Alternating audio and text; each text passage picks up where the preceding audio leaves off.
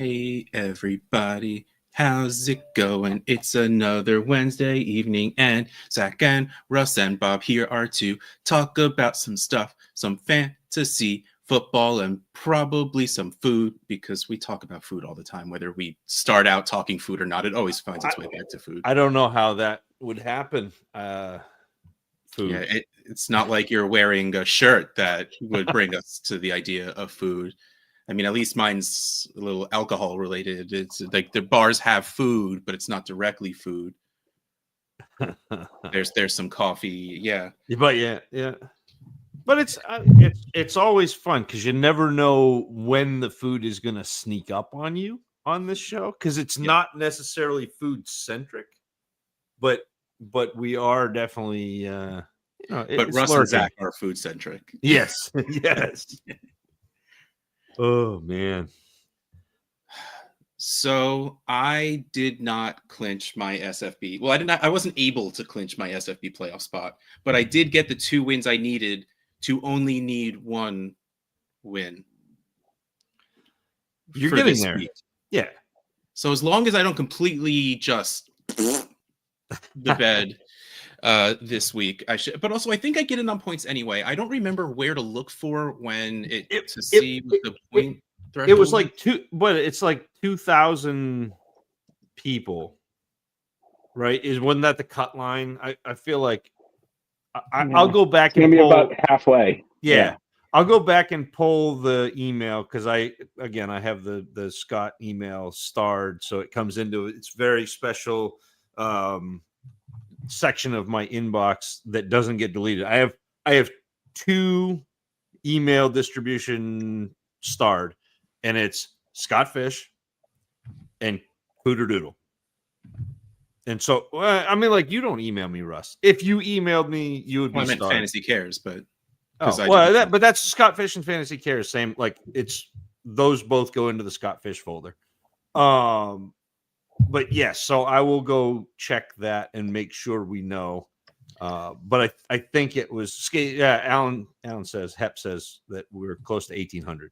So cool. Okay, because I think I'm at 1,800 now. Now I need to look it up because I'm starting to make myself nervous. Yeah, I have 1,857 right now. So if that's the case, then I made the playoffs, even if I do poop the bed, which I do not plan on pooping in the bed. No, I don't think you ever plan on pooping in the bed. No, that's not like to-do list, bucket list. That's not up there. Oh, so this is you too? Is it not raining in Maine also, or is MA Massachusetts? MA is Mass, yeah. Yeah. Has it rained? It has not rained since September in New Jersey. It has not rained since yesterday in Maine. I would say, September area. But I mean that literally. It literally has. It did not rain in the month of October. Like, we are in a drought warning right now. Like, you're not supposed. We have showers and we have forest fires. Yeah, hundreds of them in New Jersey, and that's why Hep's complaining, because he has to work whenever there's fires. But there's one town, Lynn in Massachusetts, that literally has one woods, and it's literally called Lynn Woods. That's the only greenery in the entire town. And it'd be funny if it wasn't plural. If it was just Lynn Wood, just the one. Lynn Wood. Just one tree. So it's this big hill reservoir. They have a reservoir up there and everything, and the whole thing is on fire. And I was down that way, and it was just completely covered in smoke. It was really bad. But fantasy football is a lot more fun than forest fires and brush fires and one woods. One wood. I mean, it does make sense that they would pluralize. There's multiple trees, forest. So you have to. But yeah. All right. So let's talk fantasy football for a minute. And Chuba Hubbard got a 4-year, $33 million extension, which I found out today is pretty much a really nice 1-year deal. And after next year, he could be let go for a $4 million saving, which they probably won't do. But the year after that, it's like a lot. Yeah. But I was so excited for Jonathan Brooks coming back, and not like I don't think this changes anything, but it feels like it changes something. I don't necessarily think it does. Like, again, when we set the table for this past class, right, the 2024 class, we talked about it having a really high end set of quarterbacks. Yes, they're here. We talked about it having 2 like really high end wide receivers. I think we've seen that pretty much. I know Marvin Harrison has been a little underwhelming, but like he's really good, and you see flashes of him being really good. And then there were 3 other wide receivers that a lot of people had Odunze up there. I'm not gonna like. I did not have Odunze up there, but there are 3 other wide receivers in Odunze, Worthy, and TJ. Yeah, and Brian Thomas that I had as like a tier below the top tier, but like really fun to add and speculate on. And I think other than, I mean, like they've had warts. Like Odunze hasn't been great. Worthy has been a downfield threat, but hasn't quite been where a lot of people hoped he was. And like, I don't know that downfield threat to a team that doesn't throw downfield. Yeah, well, but he's been interesting, and he's had like there have been 2 drops where he's been interesting. Yeah, he's been interesting. and then Brian Thomas has been really good. And so we had to talk about, and then obviously Bowers was off the charts, like the highest tight end I've ever rated. And then so now we're what 8, 9, 10 players down before we even start talking about running backs. Oh yeah, they were into the but even that during was draft time they were end of the first. Yeah, and that was the thing was this class starts where Zach Charbonnet was a couple classes ago.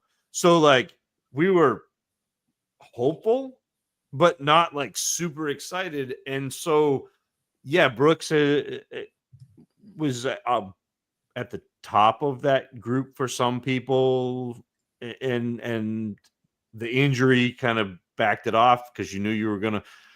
Yeah, you're gonna have to wait. Yeah, so the Chuba Hubbard thing, having Hubbard there for at least another year, I don't think damages Brooks' prospects very much in my eyes. Like I didn't expect him to come in and be like, I am taking over a backfield, because that I didn't see him as being. I don't think any of the running backs that came out this year were. Do you think Brooks is better than Chuba? They're different. I think Chuba is this is going to be weird because I've heard it said that they want to do the Detroit thing with Gibbs and Montgomery. I want to say Washington, but I was like, that's not it. That's came out in the same class, but that's not it. So Montgomery and Gibbs. The problem is, I think Chuba is closer as a pass catcher to what Gibbs is. Okay. And I don't necessarily think that Brooks is that, although he's not a bad pass catcher. But Brooks is also a very explosive runner, not necessarily a physical, beat you up kind of runner, and neither is Chuba. So it's you kind of have like 2/3 of Gibbs and 4, whatever, like another person. So there you don't really have the thunder and lightning, I don't think. Yeah, it feels less thunder and lightning and more Green Bay 2017, where they just sort of interchanged Williams and Aaron Jones for a while. Yeah. So it'll be interesting to see. Like, I don't think Brooks is a bad player, and I don't think Chuba's a bad player. Like, Chuba for a while was really highly touted. Because he could have come out as a sophomore. Like that was he had there was kind of a funky with the way his eligibility worked, that he could have come out as a sophomore, and people thought he was going to, because he was fantastic. And I remember scouting him for like 2-3 years, and it was like, okay, when is he coming out? And when he finally did, he had that down year and wasn't ever quite what we hoped. But yeah, but now he's showing it. Now he got his money, which is good for him. Yeah. Oh yeah. So Dak Prescott is getting season-ending surgery. CeeDee Lamb is not getting season-ending surgery, but it's season-ending Dak surgery. But he's getting season-ending. I don't have a quarterback now surgery. If you have him on competing teams, are you moving him? Like, you can't move him for like. The problem is the players you're moving him for are probably on competing teams. That is the kicker. I mean, I was able to move him for Amon-Ra St. Brown. Yeah. Like straight up. And I felt like he gives me a better chance this year. You think I can get like CD plus for St. Brown right now? I didn't have to. Let's see. Well, no, I'm going to see. I want to see what I can get out of J Mike, because J Mike has been trying to move CeeDee Lamb to me in TA6, and I have St. Brown, and you want to get something on top. I want to see if I can get something on top, just because, J Mike needs that 4-peat. You doing the squeeze. But yeah, like to give up CeeDee Lamb, like you got to end up with, I mean, you're not going to end up with Justin Jefferson, but you got to end up with Jefferson or Neighbors or St. Brown or Chase. I probably hit Marvin Harrison. Like, and once you're there, that's about it. I mean, maybe Nico Collins where he's back, but like, I want to get something on top of Nico Collins. Even though Nico Collins has been fantastic, there's still that little like nagging voice in the back of my head that says he's not quite CeeDee Lamb. I tried to do St. Brown for Nico Collins plus, and I was told that they are same tier. Ooh. Again, this is one person saying that's fair. I mean, like, I get it. They are, but they aren't. But let's see. So I can ask for Lamb and my second back. Do you think you could get AJ Brown plus for Lamb? Yeah, because that would be a fun one. Like if you were competing and you had Lamb, you could get AJ Brown and then something, so you're competing and also gaining future. You hear that? That was you guys are very loud. My wife was working late and just got home, and then my kids, who are still awake, got very excited that my wife just got home, and you just I feel that. I don't blame them. Lamb, Kenny Walker, and JSN for Devontae Adams, CMC, ARSB. Oh, okay. So St. Brown and Lamb pretty much cancel each other out. I'd rather have CMC than Walker, even though Walker is playing fantastic. Yeah. And I mean, I guess the points, like Adams, his target share is wild. So yeah, you have to give a little. I like this trade. Because even getting the Lamb, Kenny Walker, and JSN side, like that's a next year move. That's not even like a big rebuild move. I like this trade. Yeah. Yep. I just offered St. Brown for CeeDee Lamb and what will be the 201. I'll see how that goes. Ooh, Crazy Tim, Dynasty question. Caleb owner ready to sell. I'm loaded with 26 picks, worth more than one early first. I'm totally rebuild, but I do have Daniels in May. No flex studs at all. I would give a first and a mid. Like, I don't want to give up too early first, but he's going to be better than any quarterback coming in this year. Yeah. I would give up a top 3 first and then like in the 7 to 10 area without thinking about it. But he says he's loaded with 26 picks. Are we like, is that Tim? Oh. Are we trying to trade 26 picks to get into Williams, or can you like, do you have your first, or do you have any other firsts in 25? I think 25 is going to be an interesting. I'm not far enough into. I really wish I was further into it to be talking like this, but like, I don't believe that the quarterback class of 25 is interesting. Yes, me trade 26 to get. I got nothing in 25. Okay, so yeah, I mean, two random, or yeah, it's probably fine. Like, I would definitely do it because time is money, baby. Like, I get that the 26 is, I think 26 is Archie's year, but also you have no idea how those teams are going to finish in 26. That's a long ways away. What I would do as a mean person is trade those 2 picks away and then trade points to those 2 teams so they finish better than they would have anyway, to make those picks a little worse. But yeah, I would easily send 26 picks, regardless of what they looked like, to go get Caleb Williams, because I believe in Caleb Williams. The other question, though, for me, Russ, is do you think you need to add Caleb Williams where you've already got 2 young, decent-looking quarterbacks where you've got Daniels and May? Do you need to add Williams, or is it going to be more firepower for your team to go turn around and add, other positions? Nothing against. You're right. Yeah. No. Like, I was about to say, oh no, have to, absolutely not. I think May looks good enough that, when they add the Zach special, the 5 offensive linemen, 2 wide receivers, and a running back and a tight end to that team, so close. He'll. They'll be good enough that I don't think it's something you need to do. But my assumption was someone said Caleb Williams and they got excited, so they wanted Caleb Williams. In which case, you won't be hurting yourself rolling into next season with those 3 quarterbacks. You could move any of those at any time. I would not move Jaden Daniels, just to put it out there.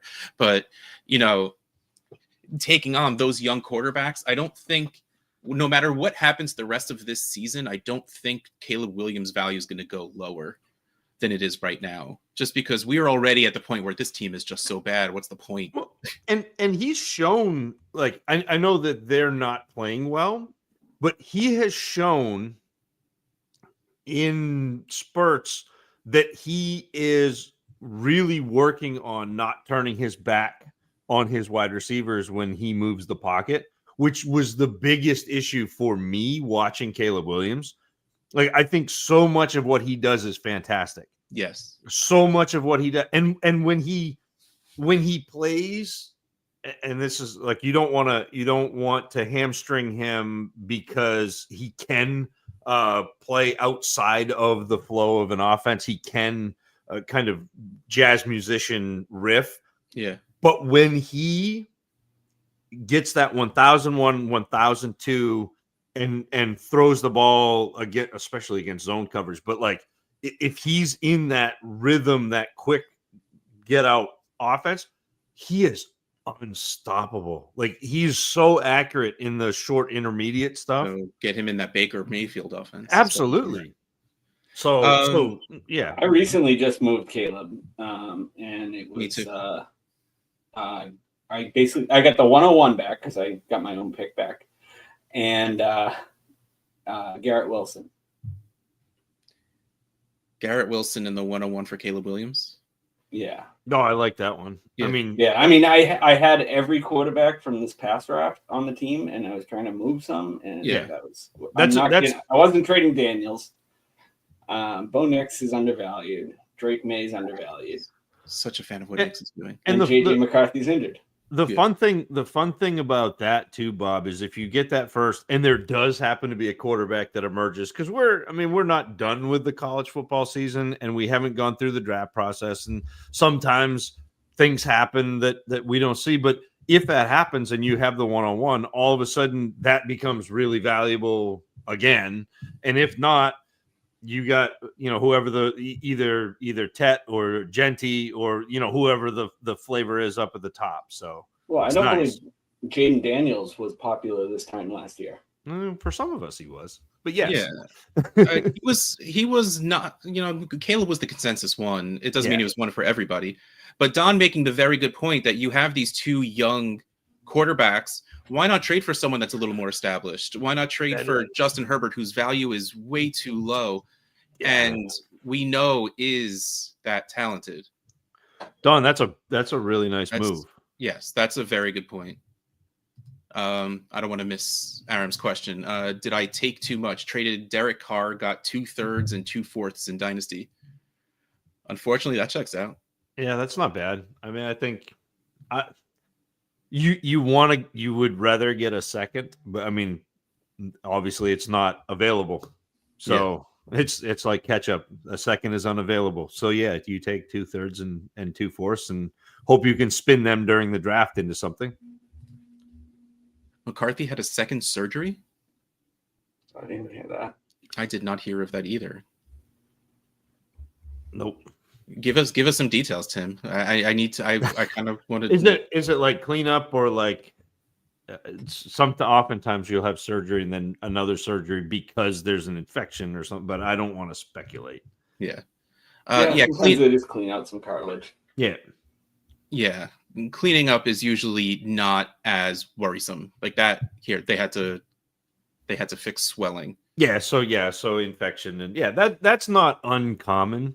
No, that's like that pushes you back a couple of weeks. That doesn't change. It's really funny with the advances we've made in medicine. I think sometimes we get in our head that like it always goes swimmingly and everybody, but like infection and like recur like that, it's so prevalent and it happens so often. We just don't talk about it or don't notice it.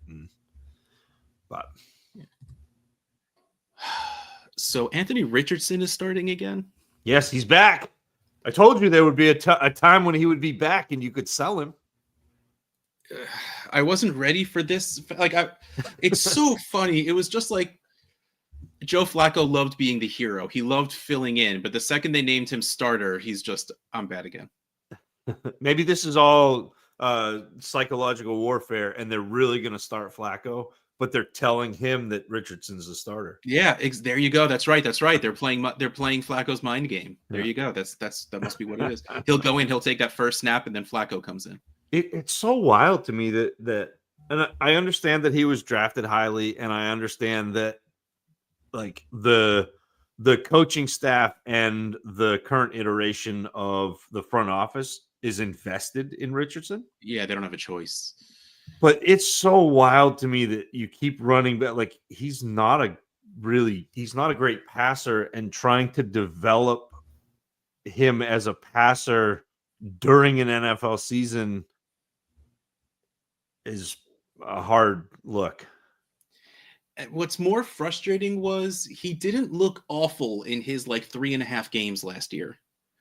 But this year he's looked awful. And I guess he did hurt his throwing shoulder, and I don't know what the real recovery is of that. I don't know if he's actually fully recovered or not, but he's looked so bad this year that it's he didn't look great last year. He had he had rushing touchdowns, and so his fantasy production looks better than it was. My words were very purposely chosen. Yeah. He did not look terrible last year. No, this year he's completing 44% of his pass. It's beyond horrible, but yeah, lean into it. Do what the Steelers did with Justin Fields. Yeah. They were not complicating that passing game. They were letting him run the ball because they knew that's what he needed to do to run an offense. But it looks like they want Anthony Richardson to run an NFL offense, and he might not be able for that. Yeah, I hope he does. I hope he develops and is great. But it's one of those where you look at the number of quarterbacks who come into the league who are not developed as a passer. There aren't very many that become passers. It's Josh Allen. There we are. I went all in and drafted him 105 in SFB, so have been watching his receivers drop everything, and he's gone, and he's at a game where 3 TDs got called back. Yeah. There you go, man. This is the argument that everyone made for Derek Carr for such a long time. They were like, look, Amari Cooper led the league in drops. Tim Crabtree led the league in drops. And then when he went other places and had other receivers, his receivers continued to lead the league in drops. Part of that is on the quarterback. I took Daniels in the third, Aaron. Yeah. I was about to say, like, you know, hindsight being 2020 and all, yeah, we all should have taken I mean, I took Hurts 101 and I'm feeling pretty okay about it. I took a lot of flat. I passed on Richardson at 107 and took Bijan instead and took some heat for that. Not from Bob. Bob was very, supportive of me. He basically shrugged, but another guy I don't have to mess up on. It's better than taking Treylon Burks, right? He saved me. Ooh, I almost won a Treylon Burks jersey the other day. $12. I didn't want to get it to send to Zach. I would wear it proudly to the next Boston Live, Bob.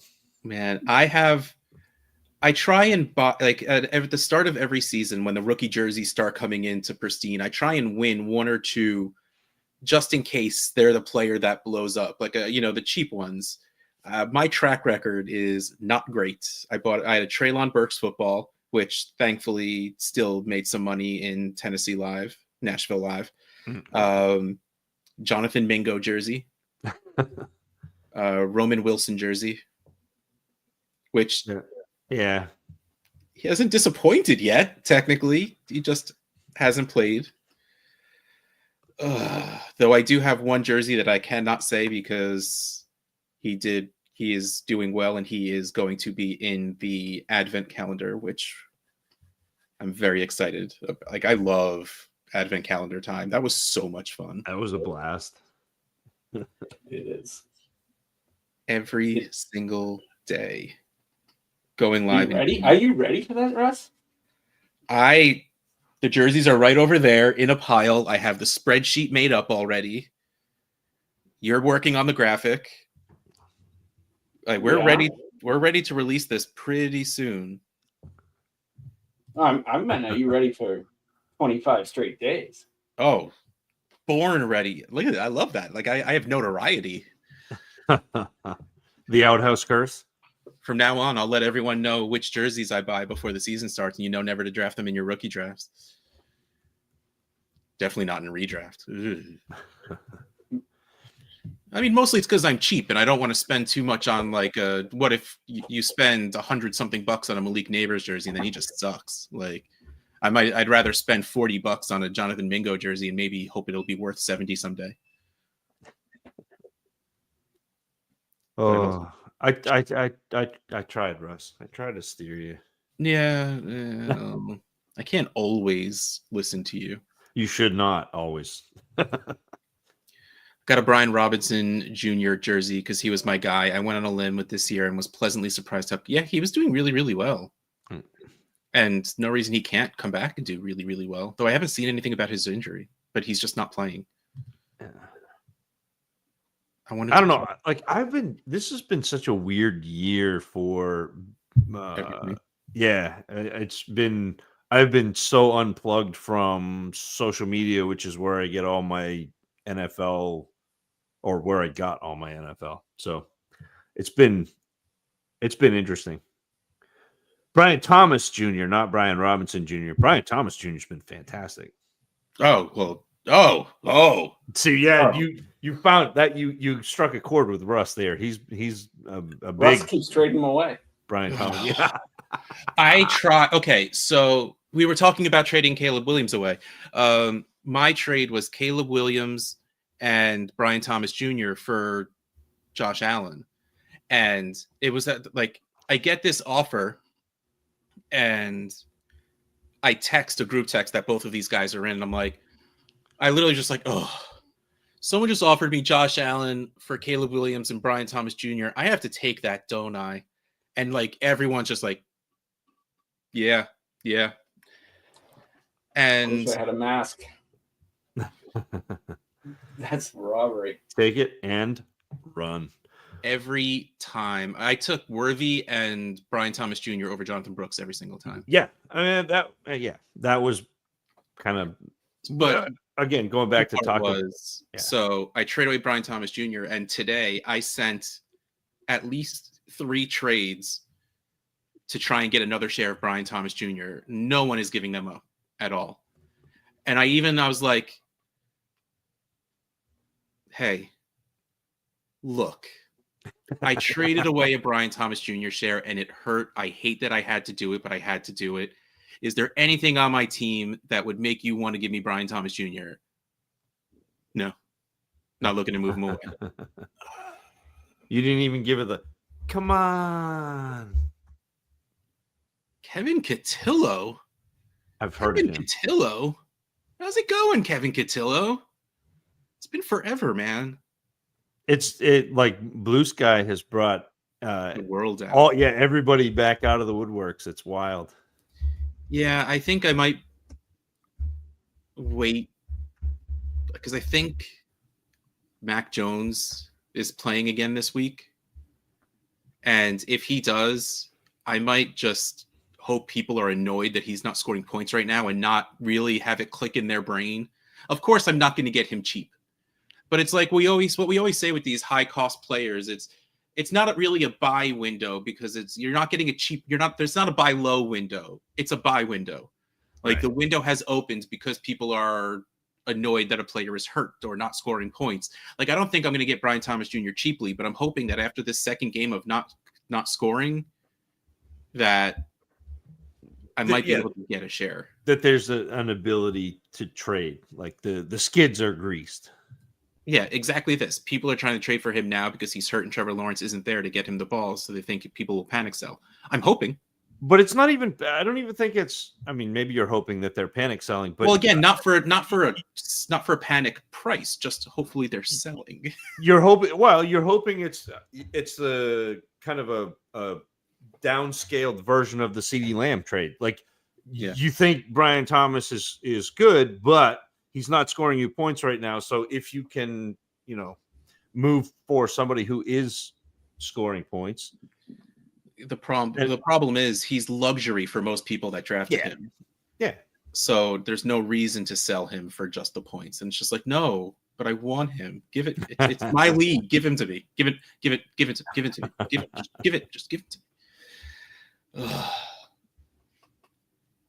So the Bears fire their offensive coordinator after saying that they're not going to fire their offensive coordinator.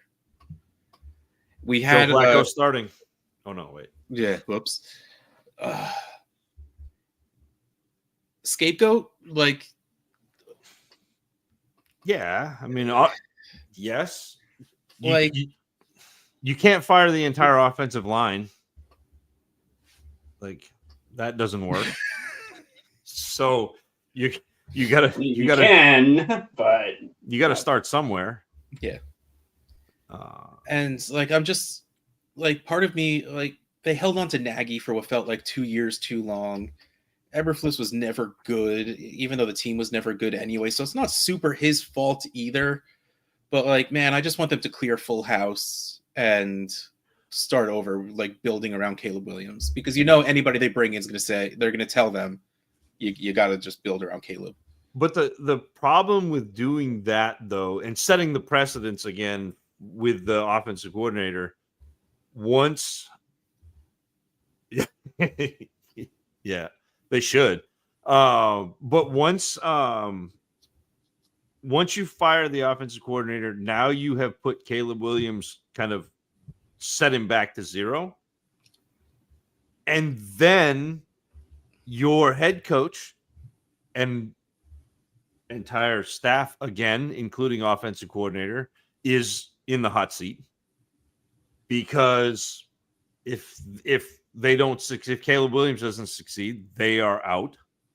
Right. So then you reset him again. Well, as long as you don't pull a Baker, Yeah, but that's what it's like. Man, that's what this is. But commits, like gets like these guys. I don't know. Shane Waldron clearly only had less than a year, But at least Eberflus has had some time. Like, no, Clearhouse, no. Cliff Kingsbury's doing a good job in Washington. We are not doing this to Jaden Daniels. He is staying where he is. Plus, we've seen Cliff Kingsbury should not be a coach. Like, that did not go well when he was coaching. It's really funny. There are some guys who are just like really good at doing like a piece of what an NFL team entails. So like they're really good offense. Like McAdoo was actually a pretty good offensive coordinator. He was a good offensive coordinator. Terrible head coach. Like there are guys who either get out over their skis or they try to do too much. Bill O'Brien. Yeah. And he wasn't even a fine coach. He just tried to be a GM, and that went terribly. Yeah, and so I think, well, I mean, even Belichick got caught up in the GM thing, and well, he tried to be the smartest guy in the room sometimes, and even though he may have been, it didn't work. But yeah, you're welcome, Frank. I'm here. Mustaches are back in. We're bringing back McAdoo. No, we're not. Yeah, you could only fire by the pound. That would be impressive. Remember the time the Jets were going to be fixed when they fired Saleh? Well, does anyone actually get fixed mid-season? Like, the only thing that didn't happen, like, they didn't rally. Usually when you lose a head coach, the team rallies for like 2-3 games around the interim, and then they go back to sucking. But I think that to me is the power struggle is between Rodgers and Saleh. Yeah. And it appears that perhaps the team wasn't as excited about Rodgers. Rodgers has been terrible. Yes. He has been not very good. That's probably also my bad because I traded for him in a league. When Dak got hurt, I traded for Aaron Rodgers, and it has been pretty downhill ever since. Luckily, he has cut out all distractions. That was his thing. We don't need any distractions. Except for McAfee once a week. Don't worry about that, though. We'll be fine.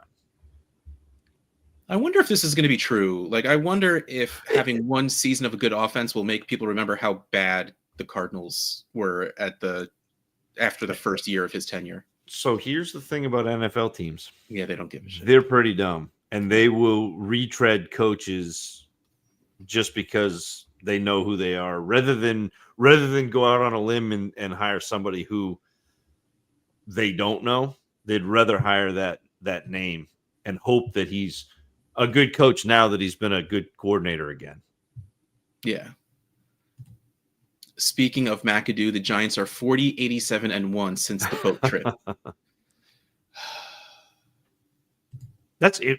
That's an impressive poll on the stat from Frank. I appreciate Frank. Share screen, kickoffs. Mark tape, 38 minutes, 24 seconds. Russ and the kick returns. There you go. There was not okay. I'm trying to remember. There was actually a decent amount of returned kicks this week. I don't think any of them made it past the 40-yard line. Like, it still I know we talk about this and it's just you and me spinning the same wheels every single week, but it blows my mind that more people aren't kicking the ball. Well, kicking a returnable ball. Like, it was who did Carolina play? I can't remember anymore. But was it? No, it wasn't Washington. But whoever the Carolina game was, they each kicked. It was like 6 kicks, 5 returnable, 5 kicks, 4 returnable. And again, most returns got tackled within the 20, less before the 35. And I think maybe 2 of them broke past the 35. Like, there was no, just the chance to get someone before the 30 or the chance to cause a turnover. It feels like it so much outweighs just giving someone the 30-yard line.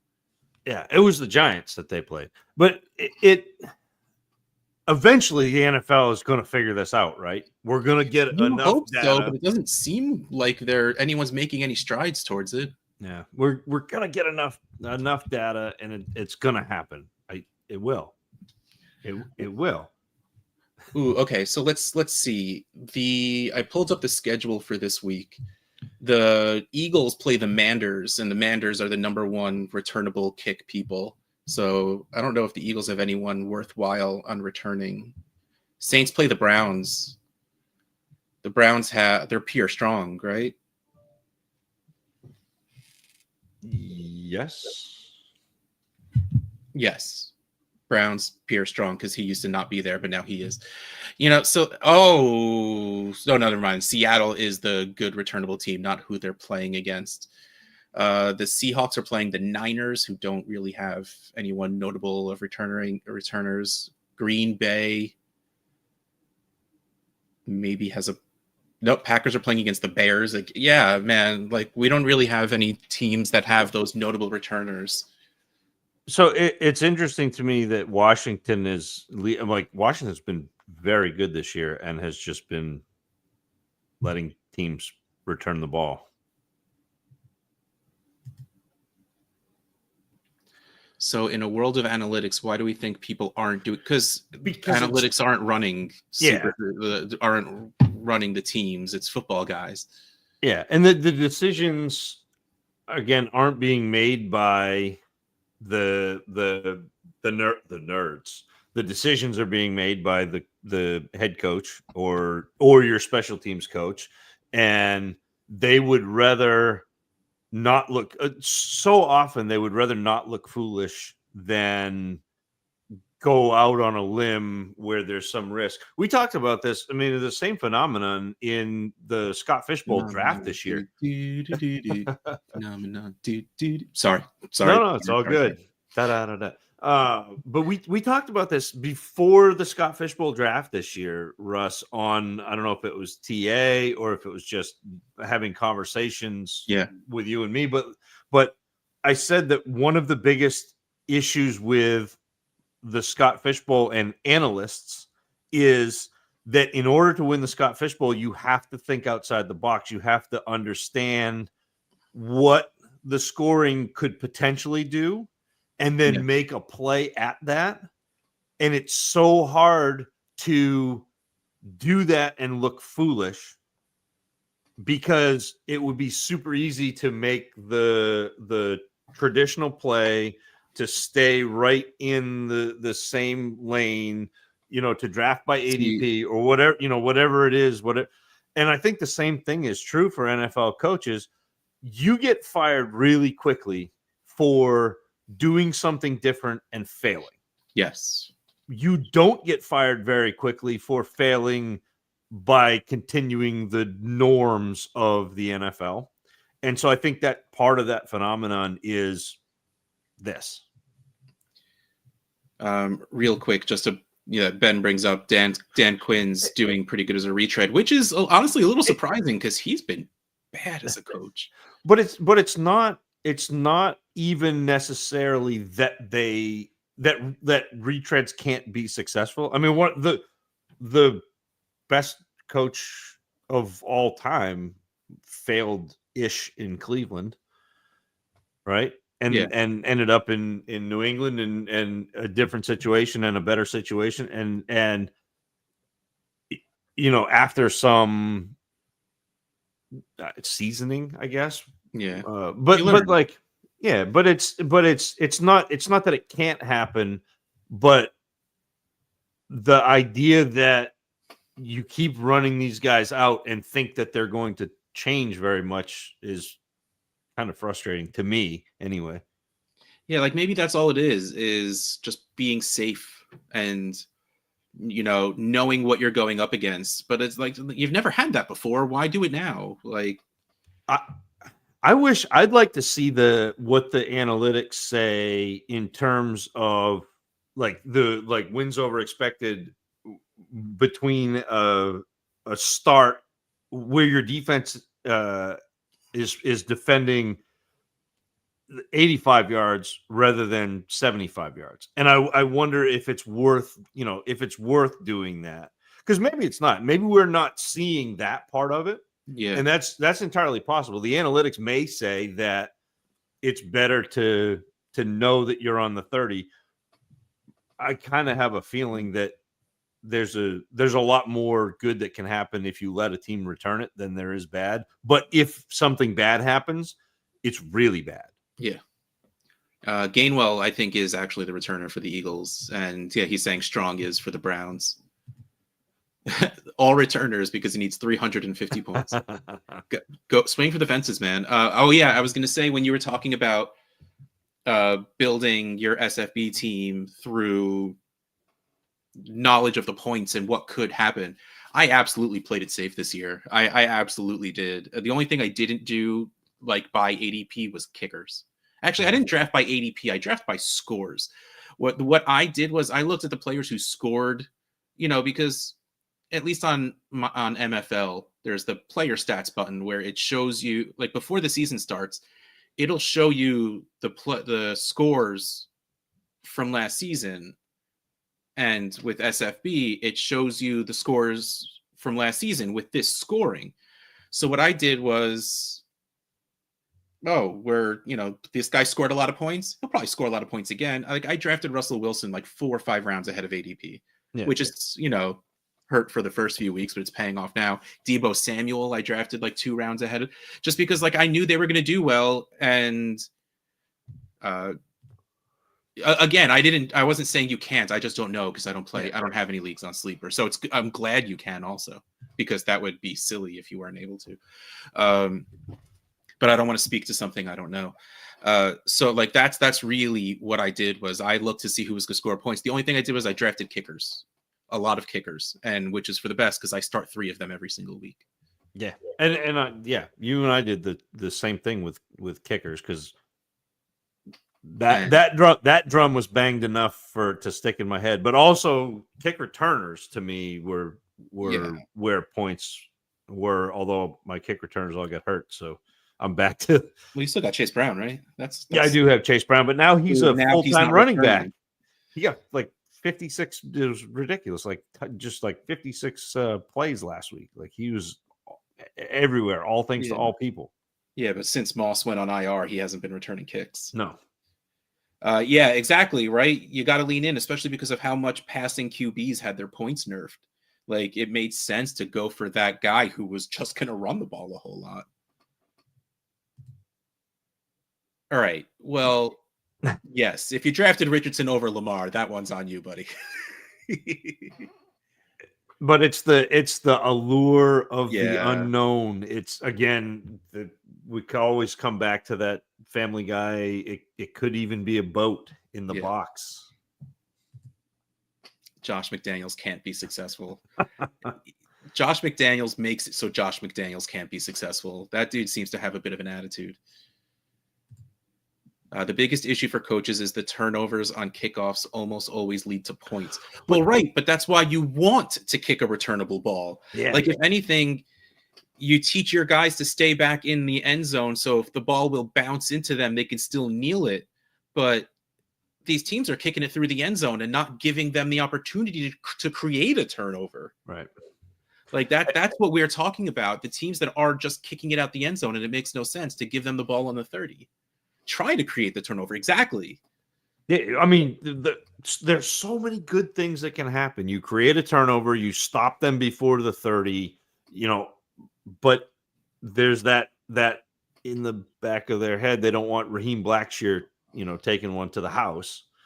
And I get it, because a quick 7 is not a great way to start your, either start the game or you score and then give up the points. Start the drive regardless. Yeah, it's not great. But, man, there's so much good that can happen if you force a team to return it. Again, you and I don't have to live with the consequences or even the knowledge of any of this, but it just seems like it makes so much sense. But the fact that the average of all returns so far this year is still back to like the 30-yard line. Yeah. So if the average is back to the 30, and if you kick it out of the end zone, it comes to the 30. Why not have the option? Why not have the potential for just something good to happen?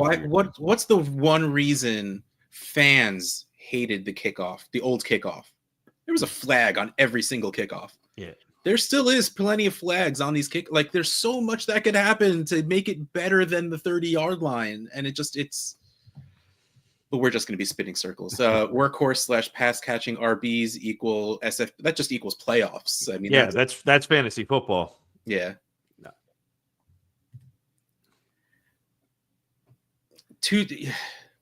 Travis Etienne's last season wrote on the fact that he scored 2 touchdowns in like 4 games in a row.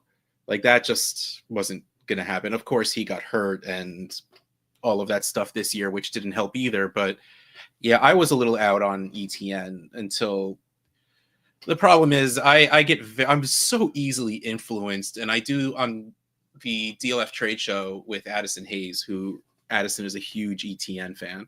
So I started to buy in a little bit higher than I was, but still, like I didn't think he would ever do what he did last year. Yeah.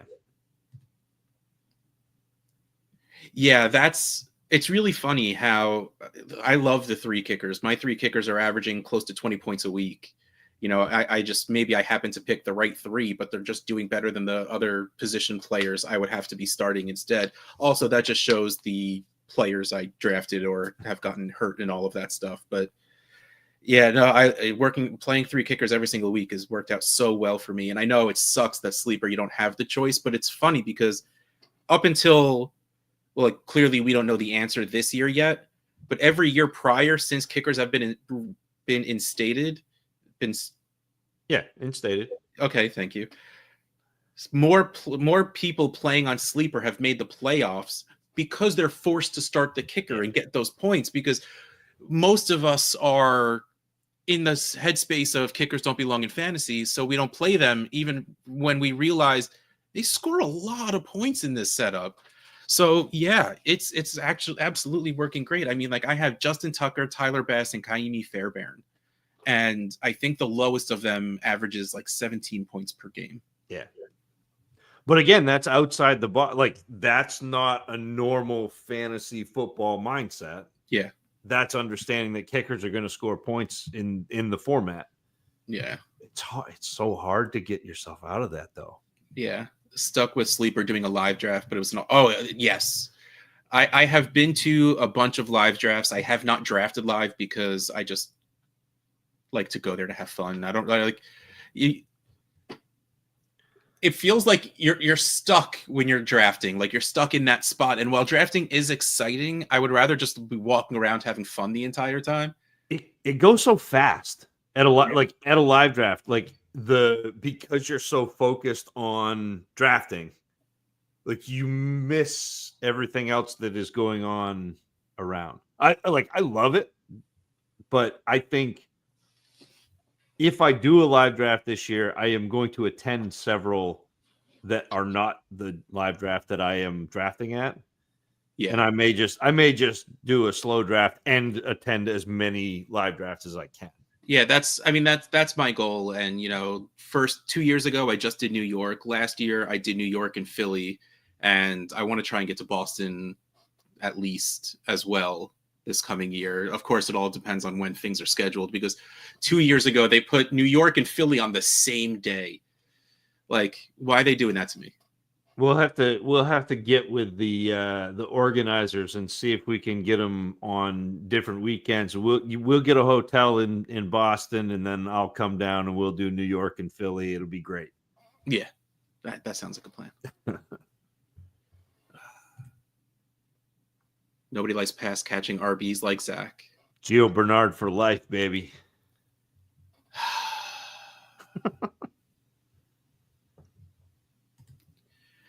I can see if I follow a cursed franchise like Cleveland, I would kick it through the end zone every time. Yeah. Dynasty Trade Show, that sounds fun. It's been done. What about one where you record separate? No, never mind. Crap, what was the name of that? Split Takes. Yeah. It's Split Takes show. That was a really good idea. That was a lot of fun. I really enjoyed that show. Yeah, it's so interesting. MFL folks aren't playing them when they could even play. Yeah, It just shows that people don't pay enough attention to what's going on. Like I'll let you go in a second. I have this argument with one of my friends, where I tell him, and this is me being a snob, and I'm not being. This is more not talking about fantasy football, but talking about him as a person. I tell him he doesn't like playing fantasy football. He likes playing his game of fantasy football. Like I got him in a super flex league, and all he does is complain about it. Like I remember trying to get him to just add flex spots instead of just running back and wide receiver, and he's so adverse to change and just likes to play what he likes to play, which is absolutely fine. But like, to be so rigid in what you're thinking is that you wouldn't do what's better for your team, just you're not playing the right game. Like you're playing your game. You're not playing the game in front of you. But yes, but you're also playing the game that you expect to be in front of you, especially with Scott Fishbowl, because you hear fantasy football and you have this idea in your head, and this is if anybody has listened to me talk about fantasy football, I spend very little time talking about players unless we're talking rookies. Yeah. So, I have like 2 months where I'm talking about players.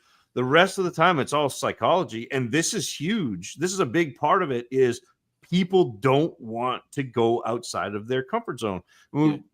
How many leagues are you in with me where I will either start one quarterback or kind of have a melange of uninspiring quarterbacks, but because you're running the leagues and there's a 0.75 premium on tight end, I know that tight ends are basically, although not this year, and it shows on my teams, but tight ends are basically a middle QB1, and you can get them rounds later than the QB1. So like I can get somebody who's producing as like the QB5 as a tight end 3 rounds after we're out of top 12 quarterbacks. Like that, it's just how that, and if you're willing to do that sort of thing, if you're willing to look like a dummy, which I am, like, that's fine. I understand it's not going to work out every time, but if you're willing to do that and you're willing to kind of play around and figure out where there are advantages, you can win big, because it's the same thing with setting lineups. You don't necessarily want a consistent lineup if you're consistently middle of the road. Yeah, you want the variance. You want the weeks where you have guys that have potential to score 40 points and win you the week. It's that same idea of taking that risk in places where there's upside. I mean, you don't want to have places where it's only downside, but yeah, it's such a hard mindset to get. I mean, it's the same thing as like going after that next job, but you already have this one, and you're comfortable, and you're getting by, but like, man, if you make that leap, it could be great. Like you could have a job that you love, you could have make more, but all of these things, it's hard to get through the psychology of it. I'm terrified of Vegas Live because it seems like too much fun that I would get overwhelmed. Like, that seems like a party, and that scares the crap out of me, but I'm sure it's amazing. Like, I saw the pictures, and it just looks amazing.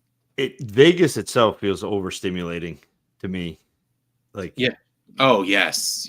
I mean, I'm not a gambler, so it doesn't really, the allure of that part isn't there really there for me. But like, well, just lights and noises, and it's just overstimulating. Yeah, for sure. I've never been to Boston before. I've wanted to go to Boston. You should come to Boston. I'll come meet you in Boston. I was a big Bruins fan when I was growing up. Let's go.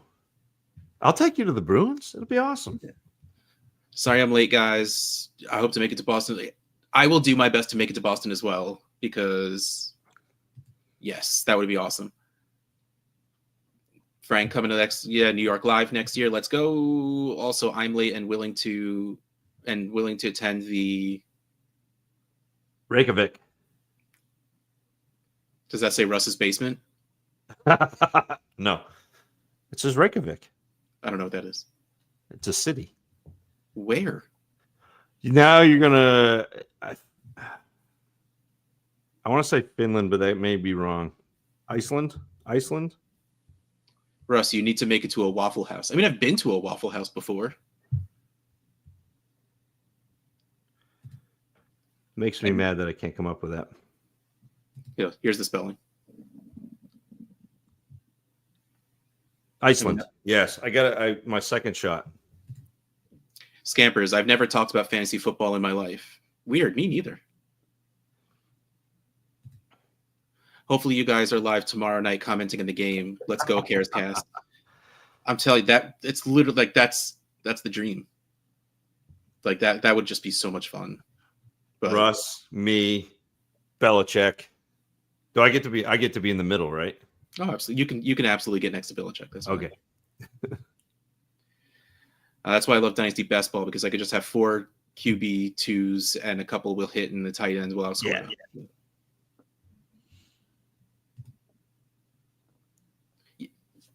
We could all, yeah. I mean, I got my tattoos for my kids. Zach, you're up next. I don't have any kids. I'm good. No kids? Yeah. Okay, never mind. It's downtown. I don't know what that means. A bit of a chiller vibe. Oh, the draft. Vegas. Yeah. Yeah, I mean it looks amazing. Like it really does. Oh, Bruins tickets on Kevin. Let's go. All these people showing up late. Look at this. What is this? See, I got it. I knew. Like I felt bad that I gave you the Finland first. I was like, that's not right. No, I remember you talking about your mouse tattoo, and I got excited and I showed off all of mine. I remember the conversation. Yeah. All right. Well, we caught up in the chat, and it's been about a little over an hour, and I don't think I have anything else to talk about. Oh, real quick, McDonald's or Wendy's? Don't say yes. Man, depends. Fries or McDonald's, easy. Okay. I don't really fast food that much, but but like if I want a burger, it's like Wendy's generally has a better burger. Their bacon is much better. Yes, it is. So, but like I had to do the other day, I had Harrison and Caleb, my 2 kids, and I didn't see. I was showing off the tattoos, and Caleb is staunch McDonald's French fries. Like he does, that's what he wants. He has food aversion and like has very specific things. So he's like McDonald's French fries, and my youngest son wanted Wendy's. Yeah. And so I had to drive through both, and I'm like, you know what? In my mind, I'm like, man, do I want to do this? Do I want to do that? And finally, I was like, nope, I'm just not going to. I'm gonna abstain from fast food. I was very proud of myself. But it is like if I want a burger, generally Wendy's. If I want French fries, there's no McD for fries. There's like you can't touch McDonald's fries. So. I agree. McDonald's fries are way better than Wendy's fries. I think the quality of food is better in Wendy's and everything, but like McDonald's is my happy food. Like if I'm in a bad mood, I go get myself a quarter pounder with cheese, no pickles, pick up that bun, throw some fries on top, and take a bite. Take your fries, either dip that into a vanilla shake or some honey or some barbecue sauce, not honey barbecue, honey or barbecue, and that's my jam. Though I do love like Dave's single, any day. But you can go do the frosty fries. Wendy's. I don't like chocolate. Like chocolate's not. I have vanilla frosty now. Sometimes they have a come to me right now or something like that. We had Wendy's tonight and we got a DoorDash because I'm lazy, and I ordered 2 chocolate frosties for the kids, and they were not. I don't know what they were. They tasted like almost like. Maybe like tres leches ish, like very caramel, very flan ish.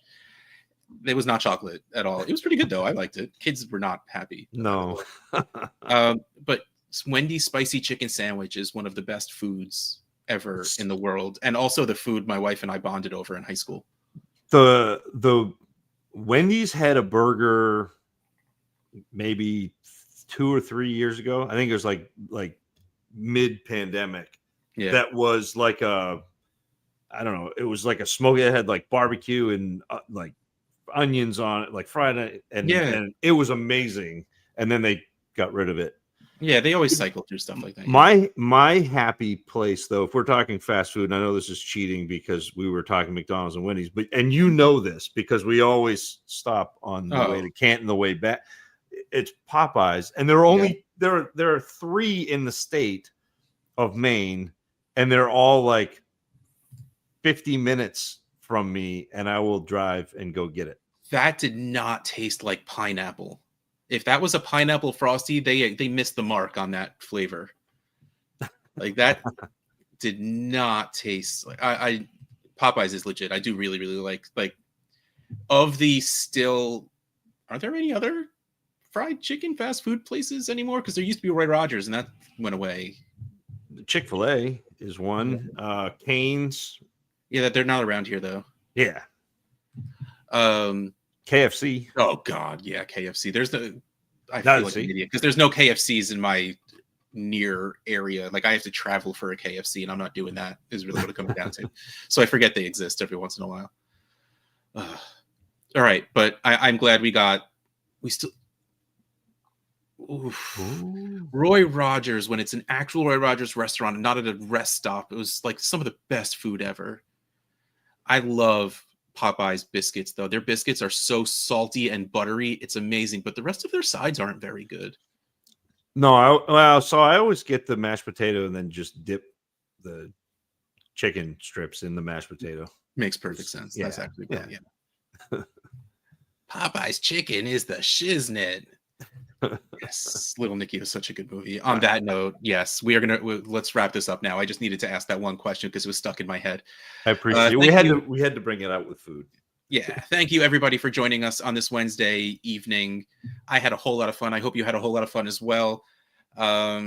I don't really have anything fancy to get us out of here on Scottish Bowl 13's a bopper, charity's the perfect topper. You could be Toys for Tots shopper, sign up today. Let us live draft make a meetup community that you can't beat it. Donations without a stopper, fantasy cares. New room, come on and play the Fish Bowl SFB13. Scotfish. All right, I'm not going to end with a video. We're just going to end with that. Bye, everybody.